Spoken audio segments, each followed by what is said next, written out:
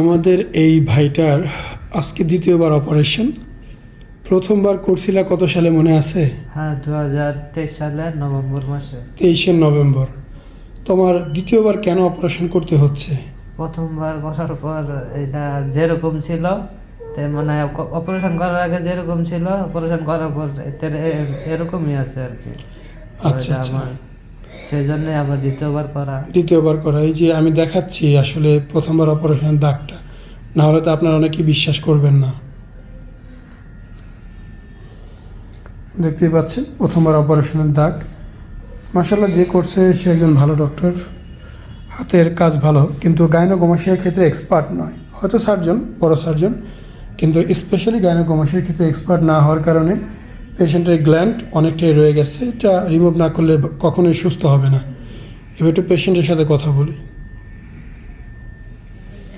প্রথমবার অপারেশন যখন করে তোমার কি জ্ঞান ছিল না অজ্ঞান করছে? অজ্ঞান করার পরে অপারেশন করছে। অজ্ঞান করার পরে? হ্যাঁ, আমি যখন গেছি অপারেশনের রুমে নেওয়ার পরে অজ্ঞান করছিল। তারপর আমার আবার জ্ঞান ফিরে যখন আমি হুইল চেয়ারে বসাইয়া দেখি, মানে ওই হসপিটাল থেকে আরেকটা হসপিটালে নিয়েছিল আর কি। তখন আমার জ্ঞান ফিরছিল, মানে হুইল চেয়ারে বসা ছিল। হুইল চেয়ারে বসায় নিছে? হ্যাঁ হ্যাঁ, হুইল চেয়ারে বসায় অনেক কষ্ট হয়েছে আমার যাওয়া। মানে তোমার অজ্ঞান করার পর তোমার এই অবস্থা? হ্যাঁ হ্যাঁ। আচ্ছা, তারপর হসপিটাল থেকে কয়দিন পর ছাড়ছে? ওই হসপিটাল থেকে 3-4 দিন পরে ছেড়ে দিয়েছে মানে। তা আমি তো এই যে তোমার সামনে যারা অপারেশন করলাম সে তো হাইটে যায় খাওয়া দাওয়া করে আসতো, দেখছো? দেখলাম যে তাহলে এই তোমার সামনেই তো শেষ করলাম না? হাইটেই তো বাইরে এলো, মনে হয়েছে হুইল চেয়ার লাগবো? না না, মনে হয় না। তোমার কাছে যে অবস্থা আছে, তোমার মনে হয় তুমি অসুস্থ? না, আমার কাছে তো এরকম মনে হয় না যে আমি তাহলে সুস্থ হই। কেন শুধু শুধু আমরা অজ্ঞান করবো? তাই। টেকনিক আছে না? হ্যাঁ। আচ্ছা, ওইখানে তোমার খরচ কিরকম হয়? ওইখানে খরচ মানে শুধু অপারেশনে নিচে 60,000 টাকা। তারপর আবার পরীক্ষা নিরীক্ষা, অনেক পরীক্ষা ছিল। আমরা 80,000 টাকা ধরতে পারি।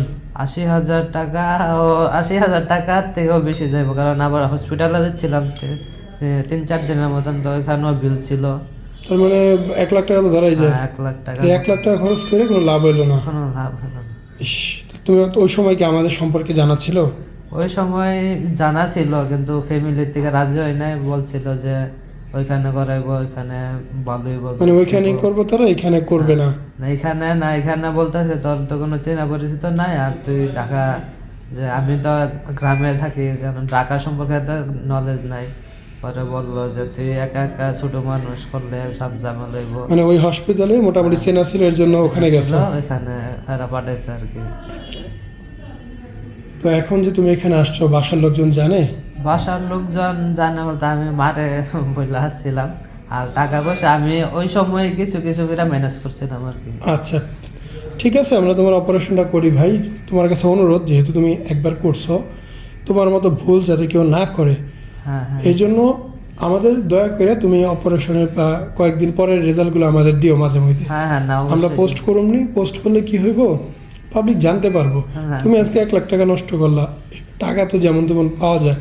জানের যে কষ্টটা করছো, এই কষ্টটা কি ফেরত আসবে? না আরে পাইছি, অনেক কষ্ট, অনেক কষ্ট তো ফেরত আসবে না, তাই না? জানের কষ্ট কখনো ফেরত আসে? জানের কষ্টটাই বড়। ঠিক আছে ভাই, রেস্ট করো, 40 মিনিট পর আমরা অপারেশন করব। স্যালাইন দেওয়া আছে, ইনশাল্লাহ আমরা আবার গল্প করবো। হ্যাঁ, ঠিক আছে।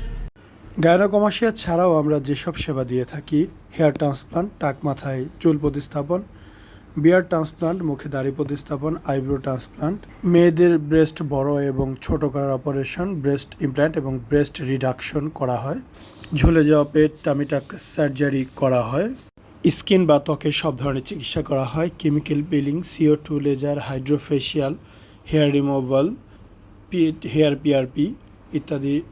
ছেলেদের পুরুষাঙ্গ বড় এবং মোটা করার জন্য পি-শট এবং ফ্যাট গ্রাফটিং করা হয়।